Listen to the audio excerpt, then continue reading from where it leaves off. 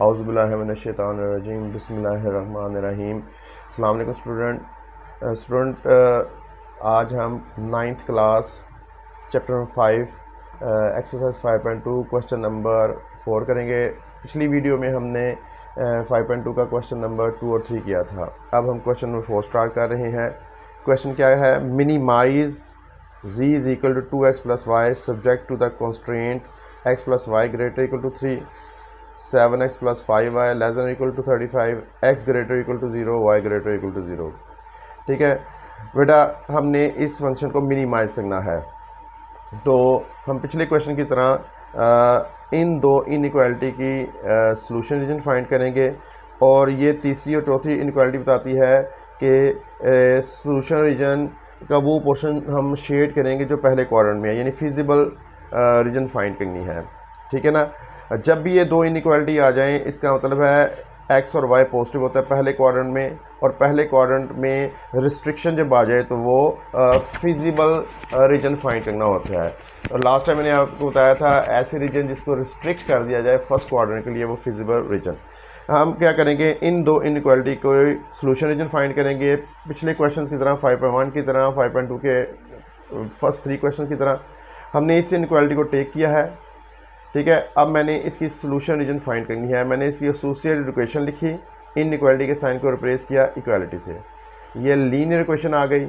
मैंने इसका graph draw करना है। मैं एक एक्स एक्सिस पे पॉइंट लूँगा और एक वाई एक्सिस पे, और इस स्ट्रेट लाइन को ड्रॉ करूँगा।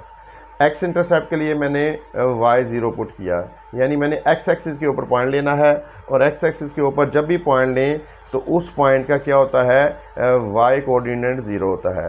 तो एक्स एक्सिस पे पॉइंट लेने के लिए मैं क्या करूँगा, y is equal to 0 put करूँगा इक्वेशन नंबर 1 में। तो मैंने यहाँ y के यहाँ 0 पुट किया, x plus 0 is equal to 3, x plus 0 x is equal to 3। It means ये स्ट्रेट लाइन x एक्सिस को इस पॉइंट पे कट कर रही है। फिर मैंने y एक्सिस पे पॉइंट लेने के लिए x को 0 पुट किया, यहाँ पे ये बन गया 0 plus y is equal to 3, y is equal to 3। तो ये स्ट्रेट लाइन y एक्सिस को 0.3 पे इंटरसेक्ट करेगी। ठीक है, अब मैं इसको स्ट्रेट लाइन को ड्रॉ करूँगा ग्राफ पेपर पे, और फिर इस इनइक्वालिटी के सॉल्यूशन रीजन फाइंड करूँगा। तो ग्राफ पेपर पे मैंने ग्राफ बनाया है। ठीक है, और मैंने अलोंग एक्स एक्सिस ये ईच बॉक्स 1 सेंटीमीटर लिया, और अलोंग वाई एक्सिस भी। ठीक है, अब मैंने लाइन 1 को ड्रॉ करना है। लाइन 1 एक्स एक्सिस को कहाँ कट कर रही है, 3 0 पे। तो पॉइंट क्या बनेगा, 1 2 3, ये पॉइंट है ए। ठीक है, इसके कोऑर्डिनेट क्या है, ए लिख देता हूँ यहाँ पे 3 0। तो मैंने ए को लोकेट कर लिया। अब दूसरा पॉइंट क्या है, 0 3, यानी पॉजिटिव वाई एक्सिस के ऊपर है, 1 2 3, ये पॉइंट आता है 0 3, बी पॉइंट आ गया। अब मैं ए बी लाइन को ड्रॉ करूँगा इन पॉइंट्स को ज्वाइन करके। ठीक है, ये ए बी लाइन ड्रॉ हो गई। ठीक, ए बी। अब मैं इसकी इक्वेशन भी लिख लूँगा ताकि आपको याद रहे। इसकी इक्वेशन क्या है, x plus y is equal to 3। तो मैंने लाइन 1 को इंडिकेट कर दिया। अच्छा बेटा देखिए, ये लाइन प्लेन को 2 पार्ट में डिवाइड कर रही है, lower half plane, upper half plane. ठीक है, अब मैं टेस्ट पॉइंट को चेक करूँगा। ये है हमारे पास टेस्ट पॉइंट। मैंने इनइक्वालिटी दोबारा लिखी है, इसमें मैं x 0 y 0 पुट करूँगा। 0 प्लस 0 0, 0 ग्रेटर दैन 3, ये फॉल्स है। इसका मतलब है गिवन इनइक्वालिटी का जो हाफ प्लेन होगा या सोल्यूशन रीजन होगी वो अपर हाफ प्लेन होगा। अगर यहाँ आंसर ट्रू आता तो मैंने ओरिजिन वाला हाफ प्लेन शेड करना था। अब फॉल्स आया, इसका मतलब अपर हाफ प्लेन इनइक्वालिटी 1 की सॉल्यूशन रीजन है, तो मैं इधर शेड करूँगा। बस आपने इतना याद रखना है, upper half plane. First inequality की सॉल्यूशन रीजन क्या है, अपर हाफ प्लेन। तो मैं कंबाइन इसका सॉल्यूशन फाइंड करूँगा। मैंने क्या किया, इन दोनों कंस्ट्रेंट में से इस इनइक्वालिटी का हाफ प्लेन फाइंड कर लिया है, और वो है अपर हाफ प्लेन। अब मैंने सेकेंड इनइक्वालिटी को टेक किया है, 7x plus 5y less than equal to 35। Associated equation ये आई है। ठीक है, ये स्ट्रेट लाइन है। अब मैं देखूंगा ये एक्स एक्सिस को कहाँ इंटरसेक्ट कर रही है और वाई एक्सिस को कहाँ पे।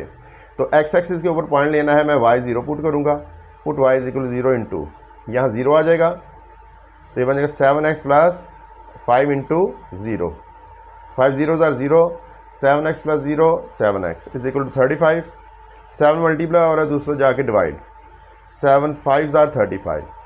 इट मीन्स जो लाइन 2 है, लाइन 2 वो एक्स एक्सिस को 50 पे कट कर रही है।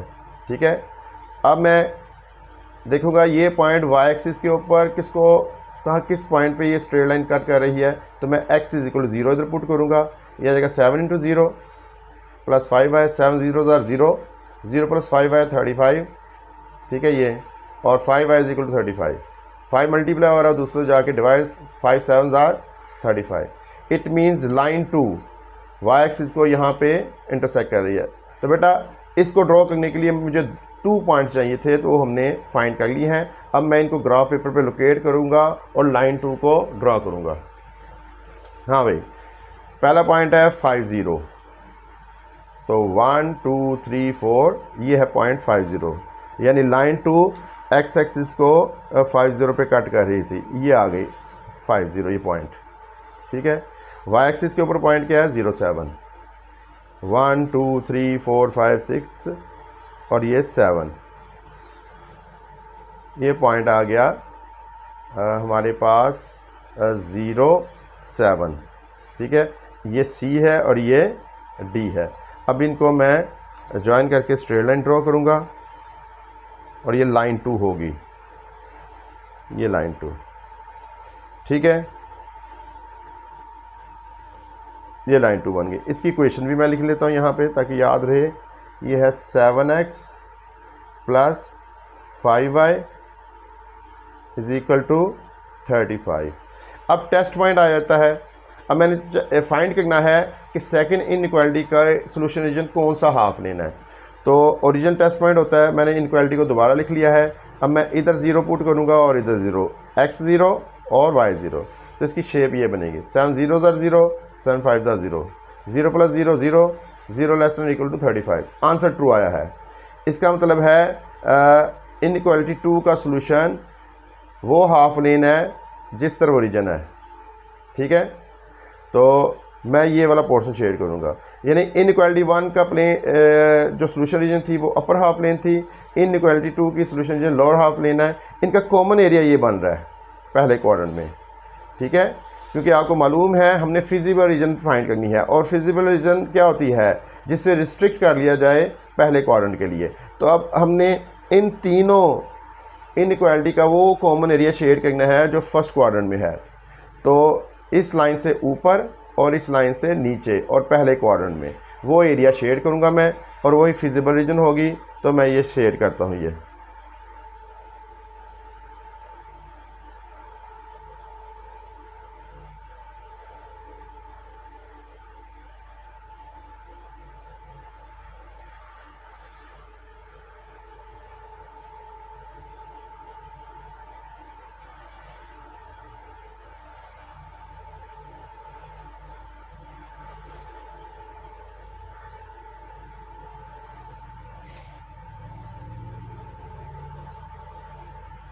हाँ भाई, ये फिजिबल रीजन आ गई हमारे पास फर्स्ट क्वाड्रेंट में।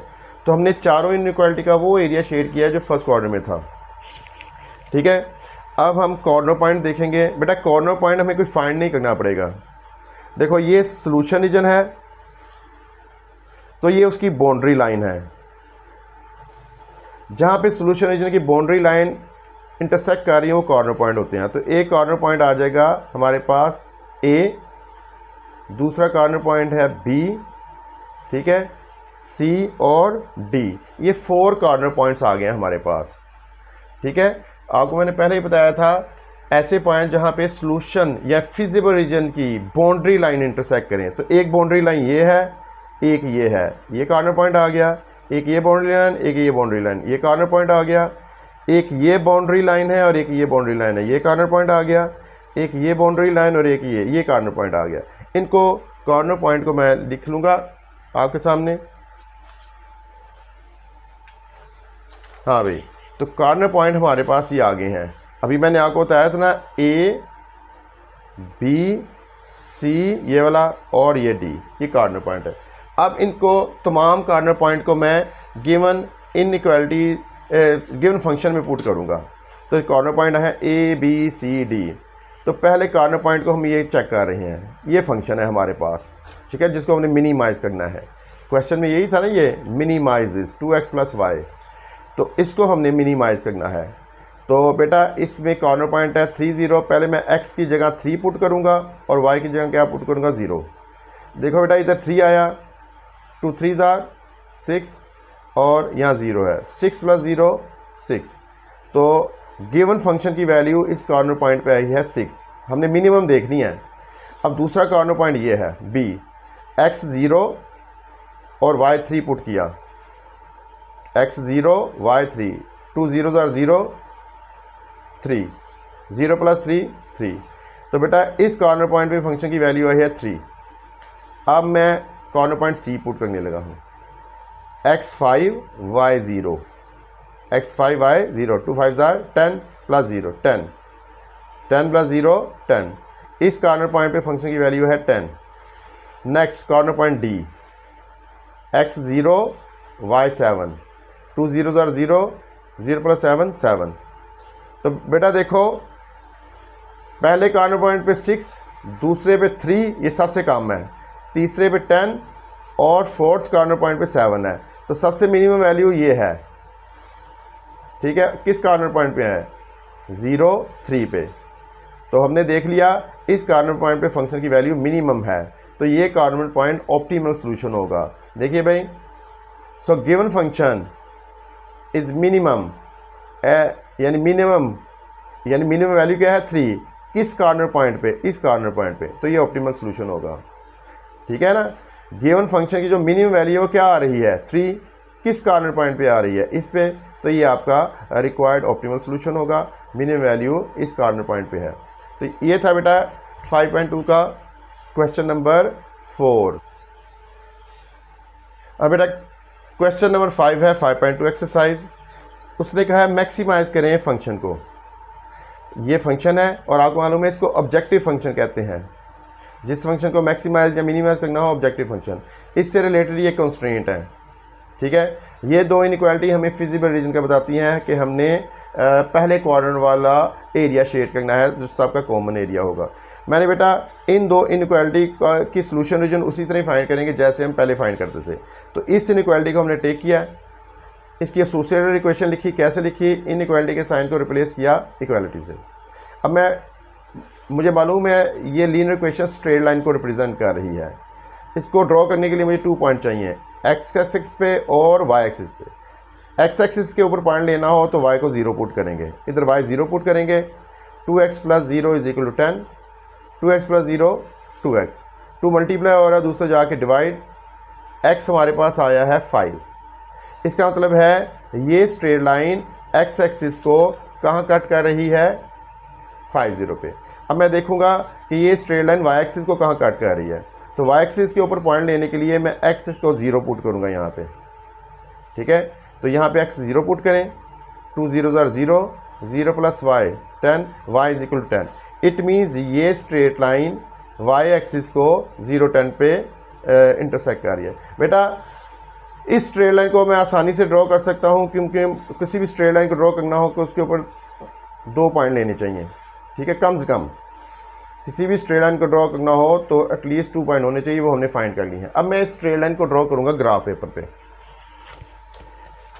ये है बेटा ग्राफ।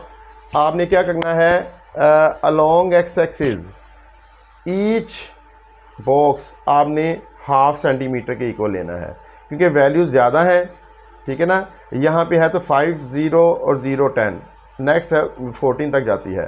तो मैंने किया है अलोंग एक्स एक्सिस 1 यूनिट रखा है 1/2 सेंटीमीटर के, 1/2 सेंटीमीटर। तो 1 बॉक्स मैंने कितना रखा है? 1/2 सेंटीमीटर के।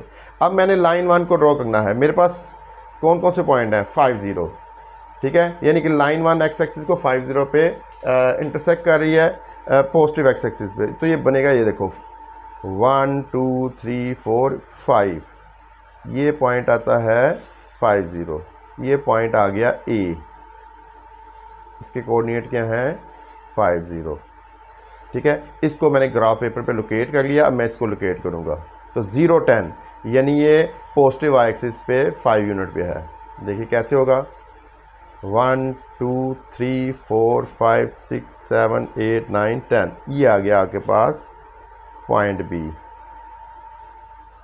ठीक है। इसके कोऑर्डिनेट क्या थे 0 10, ठीक है। देखो बेटा, मैंने पहले ए पॉइंट को लोकेट किया ग्राफ पेपर पे, फिर बी पॉइंट को लोकेट किया ग्राफ पेपर पे। अब मैं लाइन 1 ड्रॉ करूंगा इन दोनों पॉइंट्स को ज्वाइन करके। तो ये देखिए, एक है 50 और एक है 0 10। ये मैंने स्ट्रेट लाइन 1 ड्रॉ कर दी जिसका नाम है ए बी, जो ए और बी को ज्वाइन करने से आई है। इसकी इक्वेशन भी मैं लिख देता हूँ। इसकी इक्वेशन क्या थी, 2x + y = 10।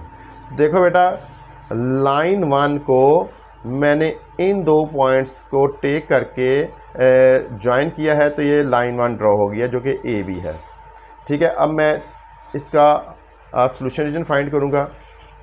तो बेटा टेस्ट पॉइंट क्या होता है 0 0, ठीक। टेस्ट पॉइंट क्या होता है 0 0। अब मैं पहली इनइक्वालिटी को दोबारा लिख देता हूँ ताकि आपके सामने हो।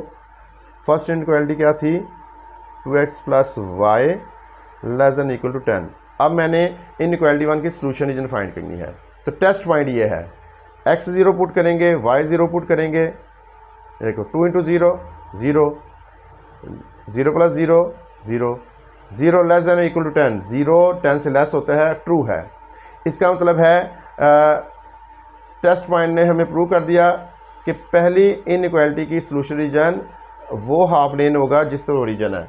तो देखो ज़रा, क्योंकि ओरिजिन के पुट करने से आंसर ट्रू आया है, इसका मतलब है लाइन 1 की जिस साइड पे ओरिजिन होगी वो हाफ प्लेन इनइक्वालिटी 1 की सॉल्यूशन रीजन कहलाएगी। तो ये हाफ प्लेन है सारा, ये वाला इनइक्वालिटी 1 की सॉल्यूशन रीजन लाइन 1 का वो हाफ प्लेन जिस तरफ ओरिजिन है, क्योंकि आंसर ट्रू आया है।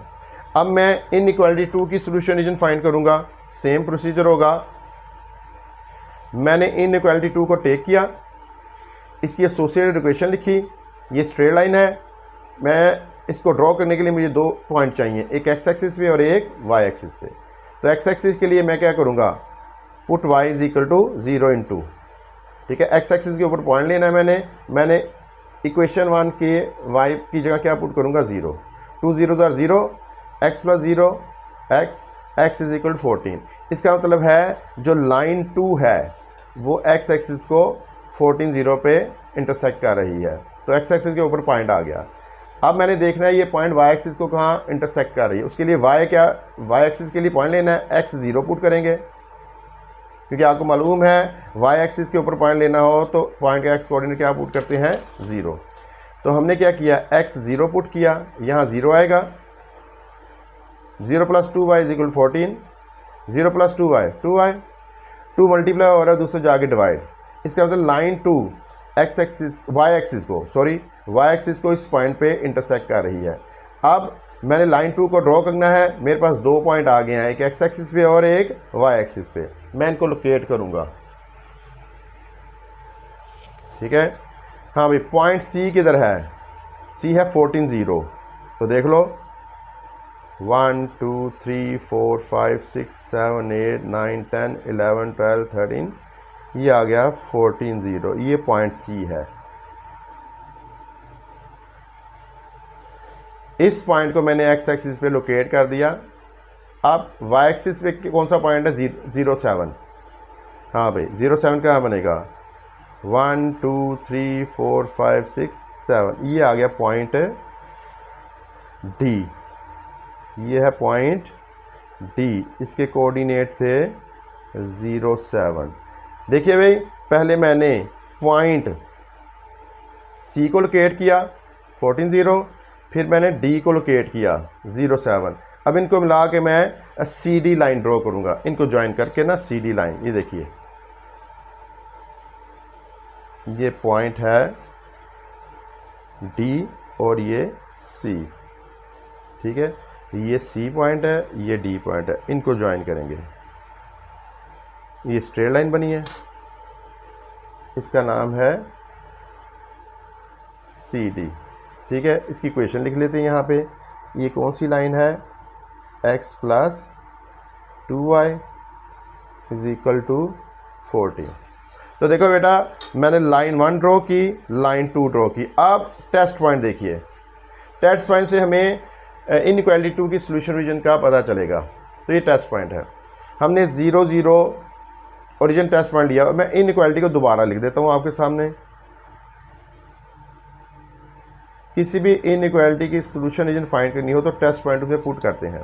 हाँ बेटा, x0 पुट करना है, y0 यहाँ पे, इधर x0 आएगा ये बनेगा, इधर y0 आएगा ये बनेगा।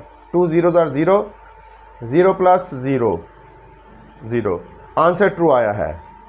मैंने टेस्ट पॉइंट को इस इनइक्वालिटी में पुट किया, आंसर ट्रू आया। इसका मतलब है लाइन 2 का वो हाफ प्लेन जिस तरफ ओरिजिन है वो सोल्यूशन रीजन होगी, यानी लोअर हाफ प्लेन, ये सारा, ठीक है। तो लाइन 1 की सोल्यूशन रीजन भी लोअर हाफ प्लेन है, लाइन 2 की सोल्यूशन रीजन भी लोअर हाफ प्लेन है। तो बेटा इन चारों इनइक्वालिटी का ये हमें रिस्ट्रिक्शन बताती है कि हमने सिर्फ फर्स्ट क्वाड्रेंट को शेयर करना है, और इन दोनों इनइक्वालिटी की जो कॉमन एरिया बन रहा है पहले क्वाड्रेंट में वो ये बन रहा है, ये वाला, ये फीजिबल रीजन है, ठीक है। ये वाला एरिया क्यों नहीं आ रहा, ठीक है, ये वाला एरिया क्यों नहीं आ रहा, ये इनइक्वालिटी 1 की सोल्यूशन रीजन नहीं है, 2 की है, तो ये कॉमन एरिया नहीं है, ये भी कॉमन एरिया नहीं है। कॉमन एरिया ये बनता है दोनों लाइनों के नीचे और ओरिजिन के ऊपर ऊपर, ये, ठीक है। तो हमने क्या किया, दोनों इनइक्वालिटी की सोल्यूशन रीजन जो कि फर्स्ट क्वाड्रेंट में है वो शेड करेंगे, क्योंकि हमने यहाँ पे फिजिबल रीजन फाइंड करनी है। तो फिजिबल रीजन वो एरिया होता है कॉमन जो पहले क्वाड्रेंट में हो, जिसमें x ग्रेटर दैन 0 हो और y भी ग्रेटर दैन 0 हो। तो हमने दोनों इनइक्वालिटी का वो एरिया जो कॉमन हो और पहले क्वाड्रेंट में हो उसको हम शेड कर रहे हैं, ठीक है। और यही फिजिबल रीजन होती है। जो एक्स्ट्रा हमने शेयर किया ना, जो बाहर आ रहा है, वो हम मिटा देते हैं, अरेज कर देते हैं, ठीक है बेटा। तो हमारी जो सोल्यूशन रीजन आ रही है फिजिबल सोल्यूशन या फिजिबल रीजन, वो मैंने शेड कर दी है। अब देखो बेटा, कॉर्नर पॉइंट कौन कौन से होंगे। देखिए बेटा, एक ये बाउंड्री लाइन है, एक ये बाउंड्री लाइन है, एक ये बाउंड्री लाइन है, एक ये बाउंड्री लाइन है, ठीक है। कॉर्नर पॉइंट कौन कौन से होंगे, एक तो होगा ओरिजिन, एक होगा ए, एक होगा डी। ये कॉर्नर पॉइंट नहीं है क्योंकि ये बाउंड्री लाइन नहीं है सोल्यूशन फिजिबल रीजन की। फिजिबल रीजन ये है, ये कॉर्नर पॉइंट नहीं होगा, ये कॉर्नर पॉइंट नहीं होगा, पता है ना, क्योंकि इन्होंने सोल्यूशन रीजन को कवर नहीं किया हुआ। सोल्यूशन रीजन की ये है, ये वाली, और बाउंड्री लाइन ये बनती हैं, कहाँ कहाँ इंटरसेक्ट कर रही हैं, ओरिजिन पे, ए पे, डी पे और इस पॉइंट पे। ये पॉइंट हमारे पास नहीं है, कॉर्नर पॉइंट ई इसको कह लेते हैं। हमारे पास एक ये पॉइंट है, एक ये कॉर्नर पॉइंट है, एक ये है, एक ये है।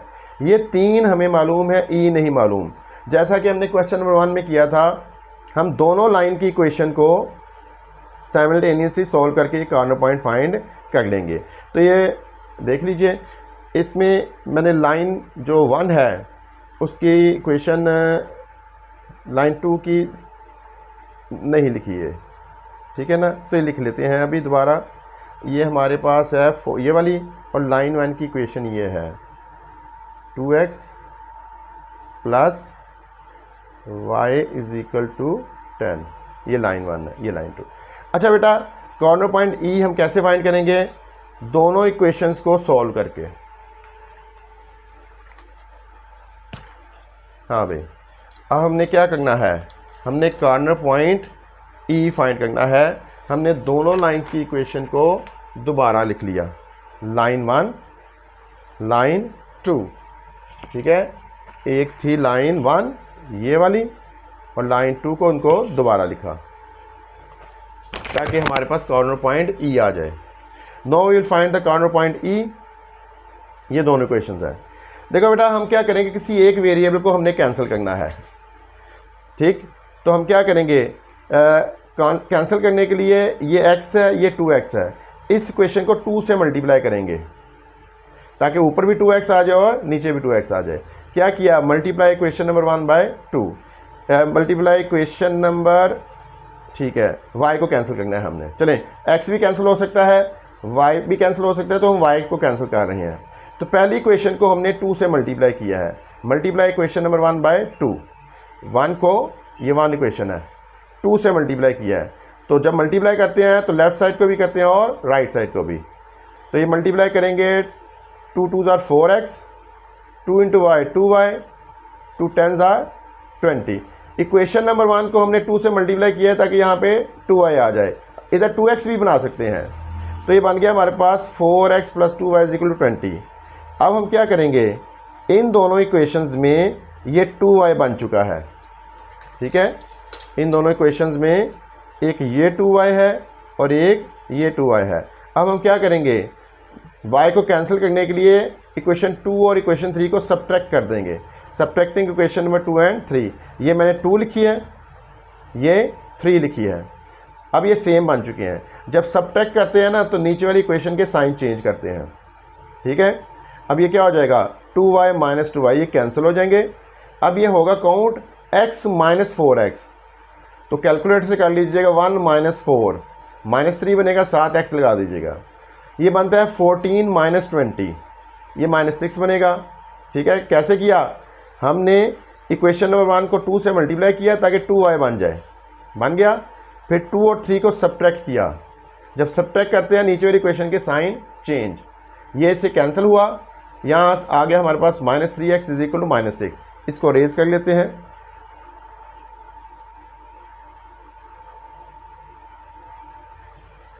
तो ठीक है बेटा, ये कैंसिलेशन हुई, y की कैंसिलेशन, -3 मल्टीप्लाई हो रहा है, दूसरे जाके डिवाइड, माइनस से कैंसिल हुआ, 3 2 ज़ार 6, 2 आ गया, x आ गया। ये x की वैल्यू ना हम क्या करेंगे, किसी एक इक्वेशन में पुट कर देंगे, ठीक है।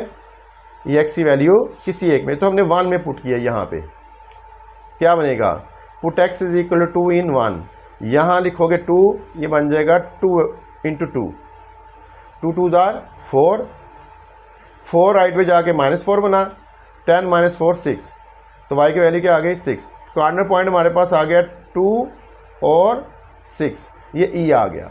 अब टोटल हमारे पास 4 कॉर्नर पॉइंट हैं। ये ऑलरेडी मालूम थे हमें ये वाले, और ये हमने मालूम किया है।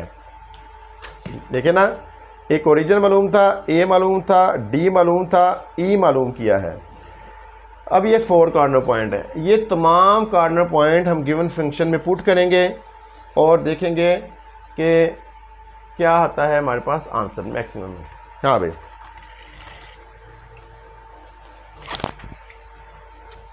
हमारे पास कॉर्नर पॉइंट कौन कौन से आए हैं बेटा, ये वाले, ठीक है। अब हम पहले इसके चेक करेंगे। 4 ओरिजिन, ये फंक्शन दोबारा मैंने लिख दिया है, ठीक है। गेन फंक्शन को जिसको मैंने मैक्सिमाइज करना है वो मैंने दोबारा लिखा है। अब मैं क्या करूँगा, x0 पुट करूँगा और y0 पुट करूँगा। x0 पुट किया, y0, इधर भी 0, इधर भी 0, 2 0 ज़ार 0, 2 3 0 ज़ार 0, 0 + 0 0। इस कॉर्नर पॉइंट पे फंक्शन की वैल्यू आई है 0। अब मैं एक कॉर्नर पॉइंट लूँगा, x0 नहीं x5 y0 पुट करूँगा, x5 y0, ठीक है। x आ गया 5 y0, 2 5 ज़ार 10, 3 0 ज़ार 0, 10 + 0 10। अब कॉर्नर पॉइंट डी आएगा, x0 y7, x0 पुट करेंगे इधर भी और इधर भी, और y7, ये बनेगा 2 × 0, 3 × 7, 2 0 ज़ार 0, 3 7 ज़ार 21। तो इस कॉर्नर पॉइंट पे फंक्शन की वैल्यू है 21। अब ई पे चेक करेंगे, x2 y6, x2 पुट करना है और y 6, इधर भी 2 इधर भी 6, ठीक है, 2 6, 2 2 जार 4, 3 6 जार 18, तो हमारे पास फंक्शन की वैल्यू आई 22, ठीक है। देखो अभी पहले कॉर्नर पॉइंट पे आई 0, दूसरे कॉर्नर पे आई 10, तीसरे कॉर्नर पे आई 21, फोर्थ कॉर्नर पॉइंट पे आई 22, तो फंक्शन की वैल्यू मैक्सिमम कहाँ पे है, ई पे।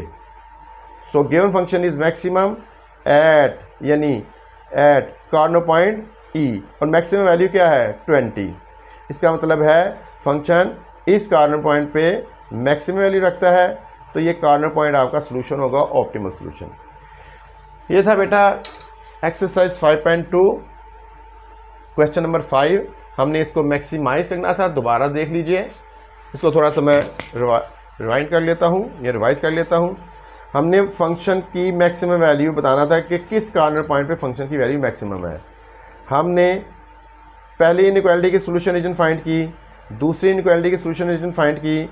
इन सब इनइक्वालिटी का कॉमन एरिया पहले क्वाड्रेंट में शेड किया, जो कि फिजिबल रीजन है, ठीक है। फिर कॉर्नर पॉइंट फाइंड किए, ये 3 हमें पहले ही मालूम थे, ये फाइंड किया। फिर तमाम कॉर्नर पॉइंट को गिवन फंक्शन में पुट किया। पहले कॉर्नर पॉइंट पे वैल्यू आई 0, दूसरे कॉर्नर पॉइंट पे वैल्यू आई 10, तीसरे कॉर्नर पॉइंट पे वैल्यू आई 21, और ई कॉर्नर पॉइंट पे वैल्यू आई 22, और ये मैक्सिमम वैल्यू है। तो गिवन फंक्शन की मैक्सिमम वैल्यू 22 थी और इस कॉर्नर पॉइंट पे थी। बेटा इसको साथ साथ करते जाएं, साथ साथ नहीं करेंगे तो भूल जाएंगे, बार बार करें, ठीक है ना। तो बार बार करने से जो चंद एक चीज़ें हैं वो क्लियर हो जाएंगी, ठीक है। अपना ख्याल रखिएगा और कोशिश कीजिएगा कि YouTube चैनल को सब्सक्राइब कीजिए, लाइक कीजिए और आगे शेयर कीजिए, ठीक है। तो बेटा नेक्स्ट लेक्चर में हम क्वेश्चन नंबर 6 करेंगे और रिव्यू एक्सरसाइज स्टार्ट करेंगे, ठीक है बेटा। टिल देन अपना ख्याल रखिएगा, खुदा हाफिज़।